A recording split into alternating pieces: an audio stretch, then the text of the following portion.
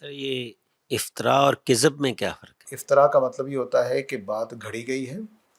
اور گھڑ کے، جس کو ہم کہتے ہیں فیبریکیشن، ٹھیک ہے، جھوٹ بھی ایک لحاظ سے گھڑی ہوئی بات ہوتی ہے لیکن وہ سچ بھی ہو سکتا ہے، لیکن وہ جھوٹ بنا دیا گیا، ٹھیک ہے۔ مثال کے طور پر آپ نے مجھ سے پوچھا تم آئے تھے صبح، میں نے کہا جی میں آیا تھا، تو اب یہ جھوٹ ہے، لیکن اس میں افطرا کیا ہوا، گھڑا کیا ہے، میں نے کچھ بھی نہیں، صرف جھوٹ بولا ہے کہ میں آیا تھا حالانکہ میں نہیں آیا ہوا تھا۔ افطرا یہ ہوتی ہے کہ جناب دین کے اندر یہ چیز حرام ہے، اب میں نے جھوٹ بھی بولا ہے لیکن ایک تصور بھی گھڑا ہے، ٹھیک ہے۔ یا قربانی، جیسے ابھی میں بات کر رہا ہوں، قربانی جو ہے وہ کسی آستانے پر بھی جا کر دی جا سکتی ہے، تو میں نے ایک نیا تصور تراش لیا ہے، یہ اس کو کہتے ہیں افطرا۔ یہ جھوٹ بھی ہوتا ہے لیکن کوئی تصور تراشا ہے، کوئی دین تراشا ہے، کوئی شریعت بنائی ہے، تو یہ افطرا اس لیے بولا جاتا ہے کہ وہ نئی چیز گھڑی گئی ہے کوئی۔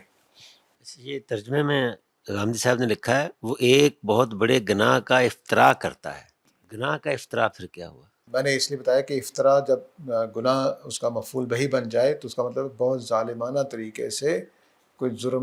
جرم کر دینا،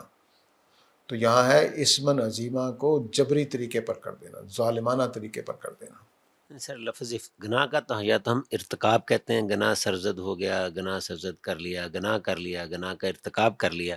تو افطرا کا مطلب ہے ہم ایک گھڑ کر بات بنا دیتے ہیں۔ تو یہاں انہوں نے اسی جملے میں لکھا ہوا ہے وہ ایک بہت بڑے گناہ کا افطرا کرتا ہے، اس کا آپ نے قاذف جی میں اس کا یہ مطلب بتا رہا ہوں کہ افطرا کے دو مطلب ہیں، ایک بات گھڑنا، اور جب اس کا مفعول بہی کوئی آ جائے تو وہ زبردست طریقے سے ظالمانہ طریقے سے اس کا ارتکاب کرنا، دو مطلب ہیں افطرا کے، بات گھڑنا اور ظالمانہ طریقے سے کسی عمل کو کرنا۔ یہاں پر اسمن عظیمہ نہ گناہ ہے،